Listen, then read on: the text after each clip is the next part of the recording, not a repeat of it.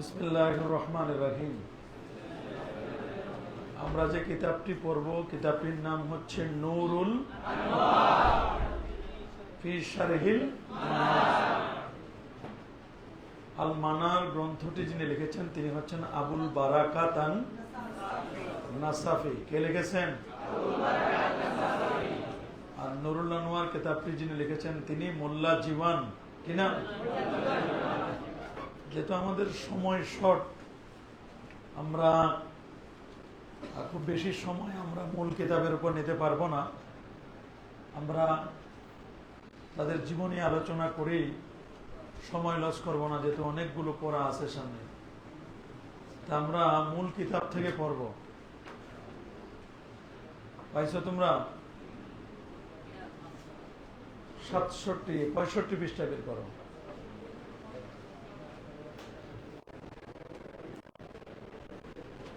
বিসমিল্লাহির রহমানির রহিম। আলহামদুলিল্লাহিল্লাযী জাআলা উসুলাল ফিকহি মাবনান লিশ-শারা'i ওয়াল আহকাম ওয়া আসাসান লি'ইলমিল হালাল ওয়াল হারাম ওয়া সায়্যারাহা মুওয়াথ্থাকাতান বিল বারাহিন ওয়াদ দালাইল ওয়া মুআশশারাতান বিল হুলিজ্জি ওয়াশ শামাইল। والصلاة والسلام على سيدنا محمد الذي أجرى هذه الرسوم إلى يوم الدين وأيد العلماء بالأيدي المتين ورفع درجاتهم في أعلى اللجين وشهد لهم بالفلاح واليقين وعلى آله وأصحابه الهادين المهتدين وتابعيهم من الأئمة المجتهدين وبعد। পেয়েছো তোমরা? আমরা আজকে আল মানারের একটা অংশ পড়েছি। মানার গ্রন্থটিতে বিসমিল্লাহির রহমানির রহিম ছিল। মানার গ্রন্থটিতে কি ছিল? তা আমরা মানারের শুধু বিসমিল্লাহির রহমানির রহিম পড়েছি। আর নুরুল আনোয়ারের ভূমিকাটা আমরা পড়েছি। আলহামদুলিল্লাহিল্লাযী জাআলা উসুলাল ফিকহি মাবনান লিশ-শারা'i ওয়াল আহকাম ওয়া আসাসান লি'ইলমিল হালাল ওয়াল হারাম ওয়া সায়্যারাহা মুওয়াথ্থাকাতান বিল বারাহিন ওয়াদ দালাইল ওয়া মুআশশাহাতান বিল হুলিজ্জি ওয়াশ শামাইল ওয়াস সালাতু ওয়াস সালামু আলা সাইয়্যিদিনা মুহাম্মাদিনিল্লাযী আজরা হাযিহির রুসুমা ইলা ইয়াউমিদ্দিন। এই যে ইবারতগুলো, এগুলো হচ্ছে নুরুল আনোয়ারের কোন কিতাবের? আর পরে দেখো 67 পৃষ্ঠায় লাল কালি দিয়ে লেখা আলহামদুলিল্লাহিল্লাযী হাদানা ইলাস সিরাতিল মুস্তাকিম, লাল কালি দিয়ে লেখা। এখান থেকে হচ্ছে আল মানার গ্রন্থের ভূমিকা শুরু। কোন গ্রন্থের? আল মানার গ্রন্থের ভূমিকাটা এখানে শুরু। তা আমাদের পাক ভারত উপমহাদেশে, আমাদের সাবকন্টিনেন্টে সাধারণত আল মানারের যে ব্যাখ্যা গ্রন্থটি নুরুল আনোয়ার উসুলুল ফিকহ হিসেবে এই কিতাবটি পড়ানো হয়। এই কিতাবটি কি উসুলে ফিকহের কিতাব হিসেবে আমরা যে কিতাবটি পড়ি সেটার নাম কি? নুরুল ফি শারহিল মানার। আবার অন্যান্য জায়গায় এই কিতাবের বাহিরে, বিশেষ করে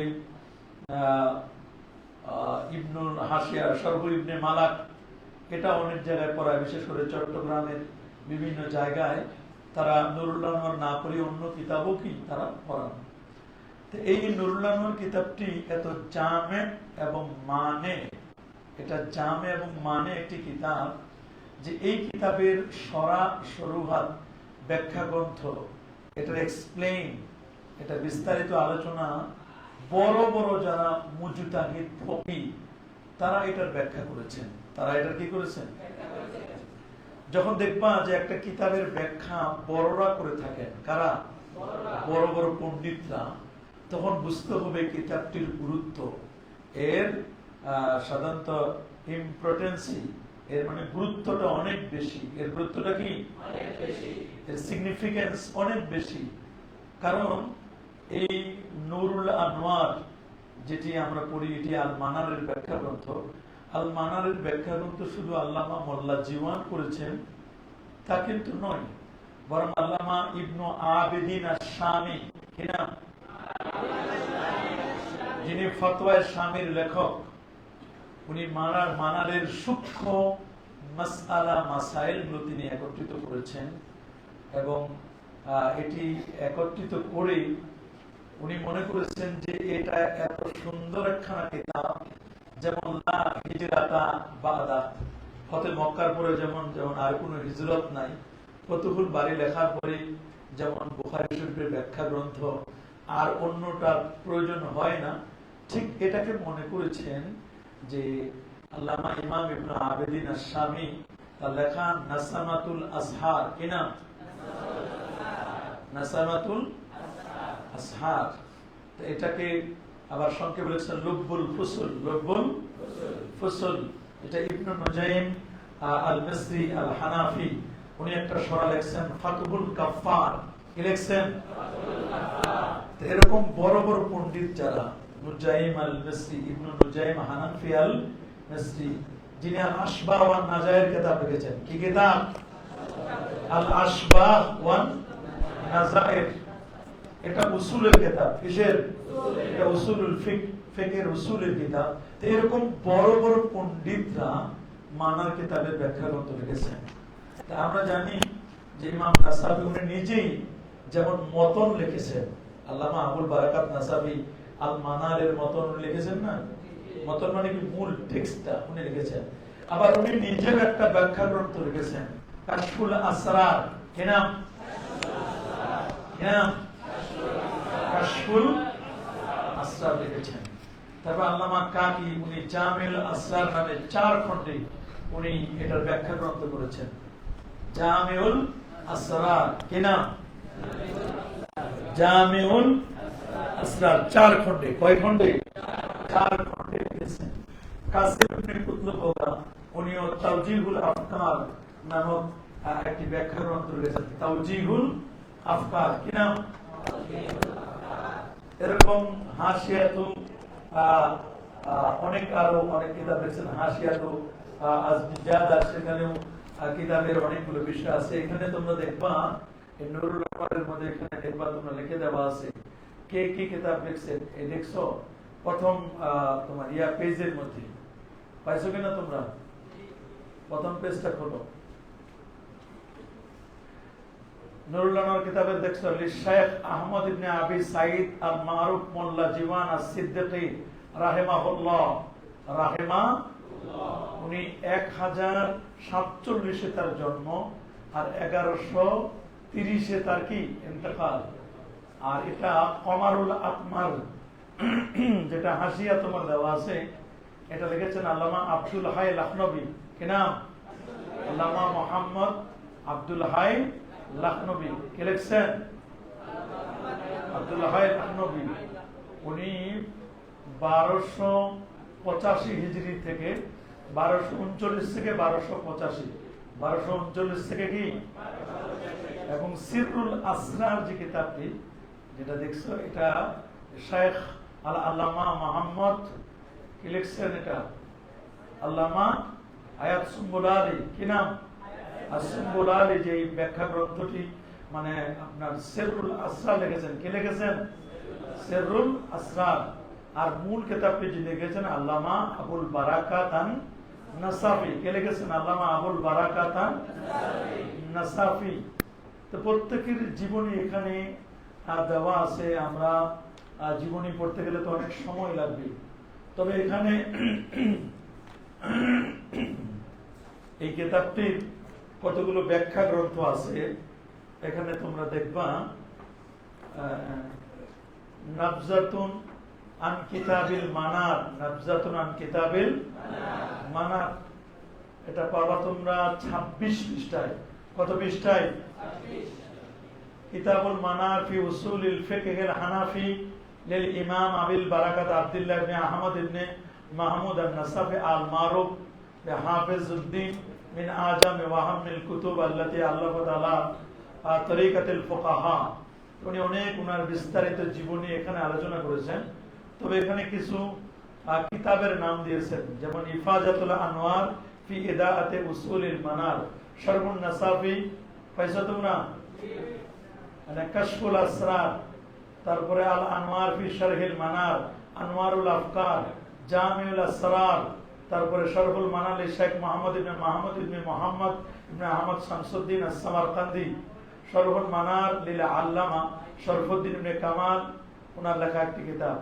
তারপর আল্লামা জৈনুদ্দিন ইবনে আব্দুর রহমান, যিনি ইবনে আল-আইনি আল-মুতাওয়াফা 893 হিজরিতে, উনি একটি কিতাব লিখেছেন।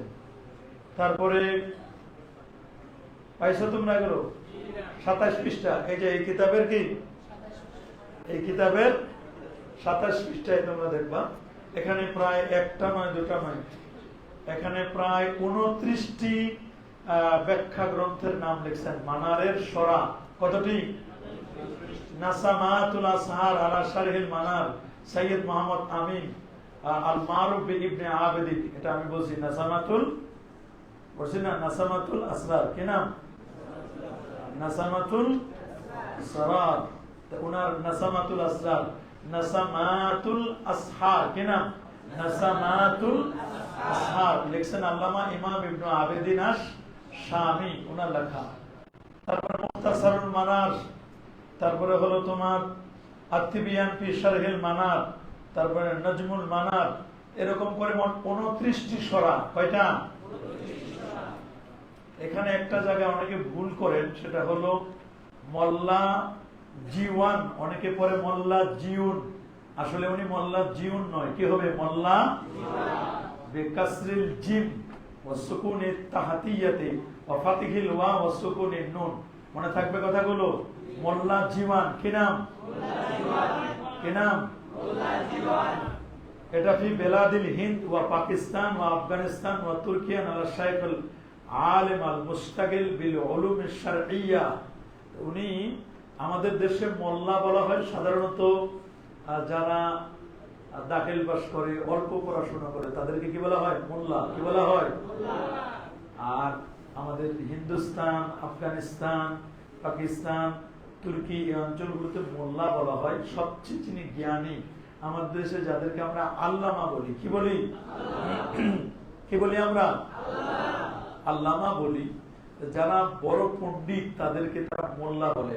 যেমন মোল্লা আলী আল কারি আল হানাফি, মোল্লা আলী আল কারি আল হানাফি, মোল্লা আলী আল কারি আল হানাফি। ওই যুগে মোল্লা বলা হয় লিল আলিমিল কাবীর আল হিবরুল আযীম, মহাপণ্ডিত যারা, তাদেরকে কি বলা হয়? যারা অত্যন্ত জাহিন, যারা অত্যন্ত ফাতিন, যারা অনেক বড় জ্ঞানী, তাদেরকে কি বলা হয়? মোল্লা বলা হয়। আমরা দেখলাম যে আল মানার কিতাবটি শুরু হয়েছে বিসমিল্লাহ দিয়ে। কি দিয়ে? মানার কিতাব শুরু হয়েছে কি দিয়ে? বিসমিল্লাহ দিয়ে। এখন এই বিসমিল্লাহ আল মানারের মূল গ্রন্থে ছিল কিনা এ নিয়ে উলামায়ে কেরামদের মধ্যে ইখতিলাফ। কেউ বলেছেন এটি ছিল, এই বিসমিল্লাহটা এটি মানারের মূলত ইবারত, বা উনি বিসমিল্লাহ দিয়ে শুরু করেছেন। আবার কেউ কেউ বলেছেন যে না, এটি মূলত নুরুল আনওয়ারের বিসমিল্লাহ। কার বিসমিল্লাহ? কেউ বলছেন যে না, মূল মানে এখানে বিশুদ্ধ কথা হলো আল্লামা মোল্লা জিওয়ান রহমাতুল্লাহ আলাইহি, তিনি আল মানারের বিসমিল্লাহ দিয়ে তিনি এই কিতাবটা কি করেছেন? শুরু করেছেন। প্রশ্ন হলো বিসমিল্লাহ আনলেন কেন? এটা একটা প্রশ্ন হতে পারে, কেন বিসমিল্লাহ এনেছেন? কেন আল্লামা আবুল বারাকাত আন-নাসাফি বা ইমাম নাসাফি রহমাতুল্লাহ আলাইহি কেন তিনি শুরুতে বিসমিল্লাহ এনেছেন? একটা প্রশ্ন হতে পারে। তা আমরা বলবো যে ইকরা বিসমি রাব্বিকাল্লাযী খালাক, ইকরা বিসমি রাব্বিকাল্লাযী, আপনি পড়ুন আপনার রবের নামে। কার নামে? প্রথম কারণ বিসমিল্লাহ আনার প্রথম কারণ হলো এটা লিইত্তিবাইল কোরআনিল কারীম, লিইত্তিবাইল কোরআনের অনুসরণের কারণে। কিসের কারণে? কোরআনের অনুসরণ। যেহেতু কোরআনে আল্লাহ বলেছেন ইকরা বিসমি রাব্বিকাল্লাযী খালাক, পড়ুন আপনি আপনার রবের নামে, যিনি আপনাকে কি করেছেন? সৃষ্টি করেছেন। সেজন্য আমি এই কাজটা শুরু করব, একটা পড়া কাজটা তো ভালো কাজ, এই কাজটা আমি শুরু করব অবশ্য আল্লাহর নামে শুরু করব। দেখা যাচ্ছে যে বিসমিল্লাহির রহমানির রহিমের মধ্যে এখানে 3টা নাম আছে। আল্লাহর ইসমে জাত আছে, রহমান আছে এবং রহিম আছে। কয়টা? তিনটি নাম। এক, তাহলে ইত্তিবাইল কোরআনিল কারীম। দ্বিতীয় কারণ হচ্ছে ইত্তিবাই সুন্নাতে রাসূলুল্লাহ সাল্লাল্লাহু আলাইহি ওয়াসাল্লাম, আল্লাহর নবীর সুন্নাহ অনুসরণের কারণে। কার কারণে? কারণ আল্লাহ নবী বলেছেন কুল্লু আমরিন জিবালি কুল্লু আমরিন জিশান, প্রত্যেক ওই ভালো কাজ যেটা শানওয়ালা, যেটা কিওয়ালা, প্রত্যেক ভালো কাজ লাম ইউবদা বিসমিল্লাহ, যেটা বিসমিল্লাহ দিয়ে শুরু করা হয় না, সেটা আবতার হয়, আক্তাও হয়, আকসাও হয়, সেটা লেস কাটা। সেটা কি? প্রত্যেক ওই ভালো কাজ যেটা বিসমিল্লাহ বলে শুরু করা হয় না, সেটা কি? তাহলে নুরুল আনোয়ারের মতো একটি কিতাব লেখা, আল মানারের মতো একটি কিতাব লেখা, এটা কি ভালো কাজ নয়? এই ভালো কাজটা শুরু করলেন কি দিয়ে? তিন নম্বর, লিইত্তিবাইস সালাফিস সালিহিন, লিইত্তিবাইস সালাফুস সালিহিন, যারা পূর্ব যুগের ওলামা, যারা তারা যে কিতাব লিখেছেন প্রত্যেকেই তারা কি করেছেন? বিসমিল্লাহ লিখেছেন। প্রত্যেকে কি করেছেন? এছাড়াও আরেকটি হাদিসের মধ্যে আসছে যে বিসমিল্লাহির রহমানির রহিম লিখলে পড়ি, বিসমিল্লাহ পড়লে পড়ি, আউযুবিল্লাহ বিসমিল্লাহ দিয়ে কোন কিতাব শুরু করলে পড়ি, শয়তান দুর্বল হয়ে যায়। শয়তান কি হয়ে যায়? দুর্বল হয়ে যায়। আবার বিসমিল্লাহির রহমানির রহিমের মধ্যে 19টি অক্ষর আছে। কয়টি? জাহান্নামের দারোগার সংখ্যা হচ্ছে 19টি। কয়টি? আলাইগাতে সাতা আশা। কত? 19। কত? 19। এই 19 জন জাহান্নামের দারোগা থেকে সে মুক্তি পাবে যদি কোনো ব্যক্তি কি করে? বিসমিল্লাহির রহমানির রহিম দিয়ে কিতাব শুরু করে। কেউ কেউ বলছেন যে বিসমিল্লাহ এটা তো অন্য যে নবী ছিল তারাও কিন্তু বিসমিল্লাহির রহমানির রহিম তারা পড়েছেন। বিশেষ করে নবী সুলাইমান আলাইহিস সালাম তিনি যখন চিঠি লিখতেন, তখন তিনি চিঠি লিখতে গিয়ে এক লাইনের চিঠি লিখেছিলেন রানী বিলকিসের কাছে। কার কাছে? সাবা সম্রাজ্ঞী। সাবা, ইয়ামানের সাবা দেশের একজন রানী ছিল, তার নাম ছিল রানী বিলকিস। কি নাম? সে রানী বিলকিসের কাছে যখন চিঠি লিখেছিলেন নবী সুলাইমান আলাইহিস সালাম, তখন তিনি সেখানে বিসমিল্লাহির রহমানির রহিম লিখেছিলেন ইন্নাহু মিন সুলাইমান ওয়া ইন্নাহু বিসমিল্লাহির রহমানির রহিম আল্লাহ তাআলু আলাইয়া ওয়া আতুনি মুসলিমিন। অনেক লম্বা ঘটনা, আমরা যদি সংক্ষেপে বলি যে উনি বিসমিল্লাহির রহমানির রহিম লিখে কি ফজিলত পেয়েছিলেন। তোমরা জানো যে নবী সুলাইমান আলাইহিস সালাম তিনি পশু পাখিদের ভাষা বলছিলেন। পশু পাখিদের কি? তিনি বলছেন আইয়ুহান নাস আল্লামনা মানতাকাত তায়র, হে মানব জাতি শুনে রাখো, আমাকে পশু পাখিদের ভাষা বুঝার, পাখিদের ভাষা বুঝার আল্লাহ আমাকে কি করেছেন? ক্ষমতা দিয়েছেন। আইয়ুহান নাস আল্লামনা মানতাকাত, আমাকে শিক্ষা দেওয়া হয়েছে মানতাকাত তায়র, পাখিদের ভাষা বুঝার ক্ষমতা। কে দিয়েছেন? আল্লাহ তাআলা। তিনি একবার একটি সফরে বের হলেন। কিসে?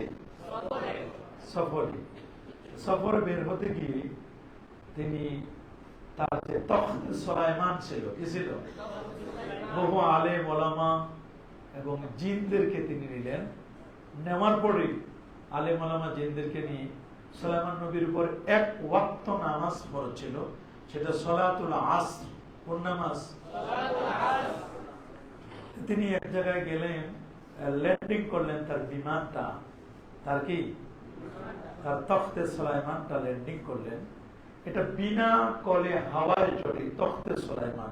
সুলাইমান নবীর যে প্লেনটা, এটা এটিসি এয়ার ট্রাফিক কন্ট্রোলের প্রয়োজন হতো না, কোনো বিমানবন্দর লাগতো না, যেখানে মন চাইতো তিনি সেখানে কি করতে পারতেন? ল্যান্ড করতে পারতেন সুলাইমান আলাইহিস সালাম। তো উনি একটি জায়গায় ল্যান্ড করলেন এবং উনি সাধারণত যখন কোথাও সফর করতেন ওনার সাথে বেশ কিছু পাখিও থাকতো। কি থাকতো? পাখি। তো ওনার প্রসিদ্ধ একটি পাখি ছিল, পাখিটির নাম হলো হুদহুদ। কোরআনে পাখিটির নাম বলা হয়েছে কি? তাফাক্কাদাত তায়রা ফাকালা মা লিয়া লা আরাল হুদহুদা আম কানা মিনাল গায়বিন।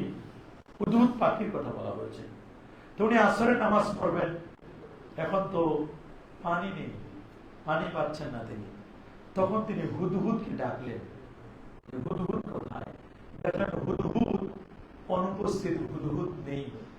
উনি উইদাউট ইনফরমেশন সুলাইমান নবীকে না জানিয়ে কোথাও যেন গিয়েছেন।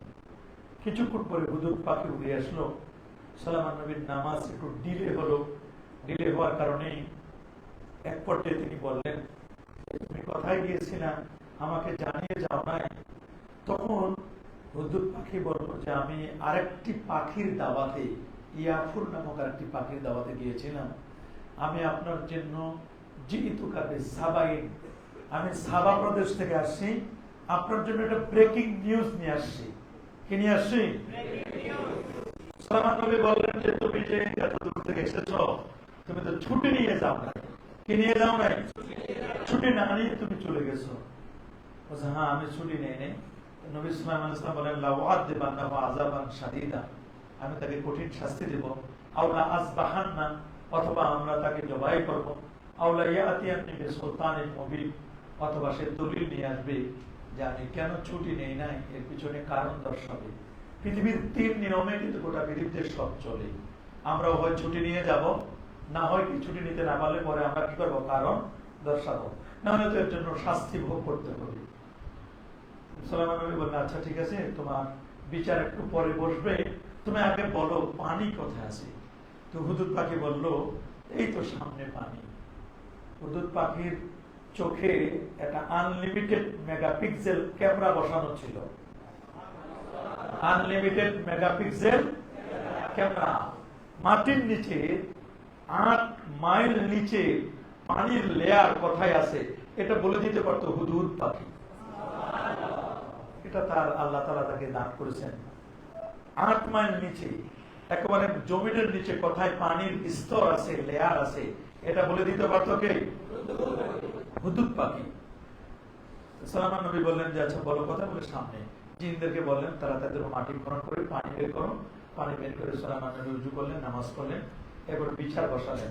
বলে তুমি কোথায় গিয়েছিলে? বলে আমি ইয়ামানের সাবা প্রদেশে গিয়েছিলাম, দেখলাম এখানে একজন মেয়ে মানুষ রাষ্ট্র পরিচালনা করছে, শয়তানি কর্মকাণ্ড অনেকগুলো চলছে। তখন নবী সুলাইমান আলাইহিস সালাম বললেন তুমি কি সত্য গিয়েছো কিনা, তোমাকে একটু এক্সপেরিমেন্ট করি, পরীক্ষা করবো আমি।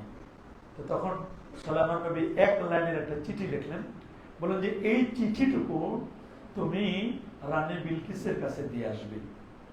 কার কাছে? ইয়ামানের সাবা সম্রাজ্ঞী, তার কাছে তো দিয়ে আসবে। তো সুলাইমান নবী তখন চিঠি লিখতে গিয়ে, 1 লাইনের চিঠি লিখতে গিয়ে লিখলেন ইন্নাহু মিন সুলাইমান ওয়া ইন্নাহু বিসমিল্লাহির আল্লাহ তাআলু আলাইয়া ওয়া আতুনি মুসলিমিন। 1 লাইনের মতো চিঠি লিখলেন এবং এই চিঠিটি রানী বিলকিসের কাছে পাঠিয়ে দিলেন হুদহুদ পাখির মাধ্যমে। এবং চিঠির জবাব কি দেয় তা জানতে চাইলেন নবী সুলাইমান আলাইহিস সালাম। পাখি গেল, দেখা যায় রানী বিলকিস দুপুরের লাঞ্চের পরই ঘরের দরজা জানা বন্ধ করে তিনি অপেক্ষা করছেন।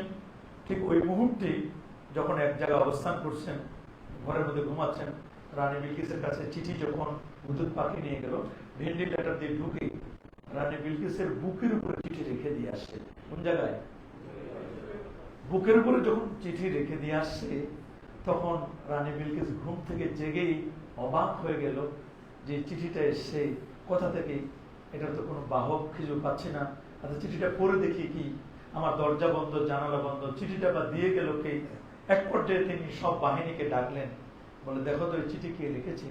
তো বললো চিঠি আসে ইন্নাহু মিন সুলাইমান, ফরম সুলাইমান, এটা সুলাইমান নবীর পক্ষ থেকে।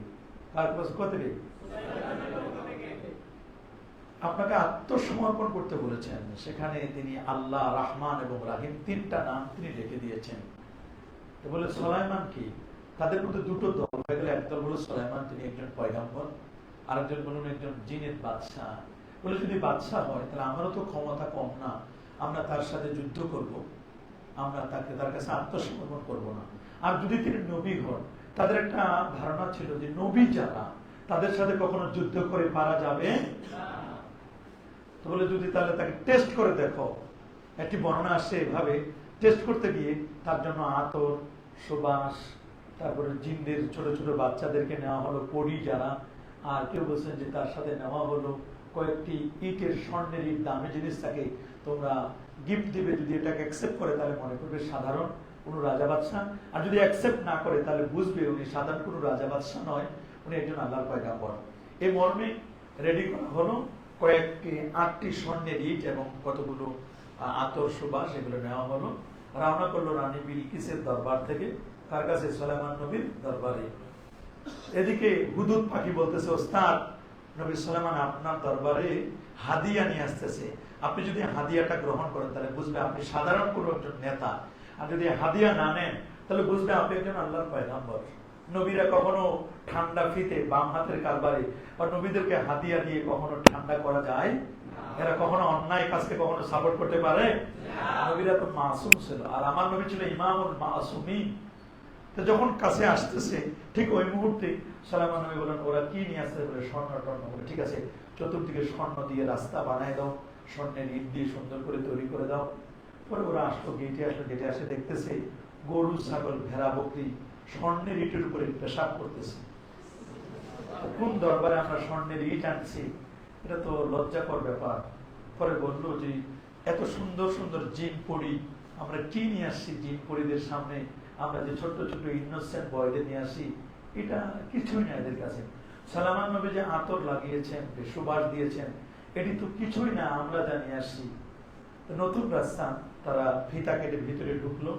ঢোকার পরে ভিতরে ঢুকে দেখতেছে একটা নতুন রাস্তা, স্বর্ণের তৈরি ইটের রাস্তা। 8টা জায়গায় 8টা স্বর্ণের ইট উঠানো। কয়টা? চিন্তা করতেছে ওরা নিয়ে আসছে 8টা স্বর্ণের ইট। নবী সুলাইমান নবীকে যদি দেওয়া হয় স্বর্ণের ইটগুলো, তাহলে তো বলবে যে আমার রাস্তার ইটগুলো কই, কে চুরি করেছ? আর যদি আমরা তাকে হাদিয়া না দিই, তার দরবার থেকে চলে যায়, তাহলে আমাদের ব্যাগগুলো যদি চেক করে তাহলে তো বলবে যে আসলে ব্যাগগুলো চেক করে বলবে যে আমার রাস্তার ইটগুলো চুরি করছে কারা। এখন হাদিয়া না দিলেও বিপদ, আবার হাদিয়া দিলেও কি। তারপরে ওরা বুঝতে পারছে যে ওরে বাপরে বাবার কেমনে বুঝলো 8টা ইট নাই, আর 8টা ইটই তো আমাদের ব্যাগে আছে স্বর্ণের ইট, অবাক করার মতো। তখন ওরা এটা বুঝতে পেরে বললো যে আমাদের রাস্তার ইটগুলো চুরি করছে কে? ব্যাগ। ওরা তো খালি দুরু দুরু মন ওদের।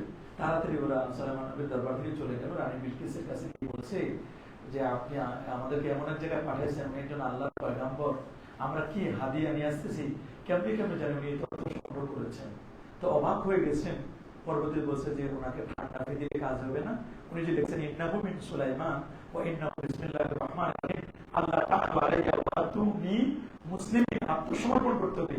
এই আত্মসমর্পণ আপনাকে করতে হবে। তখন রানী বিলকিস বলল, তাহলে চলো আমিও যাব।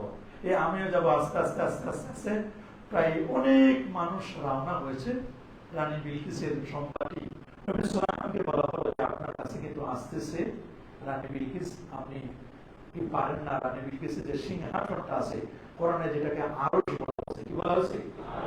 তো রানী বিলকিস আসার আগে তার সিংহাসনটা একটু এনে দেন।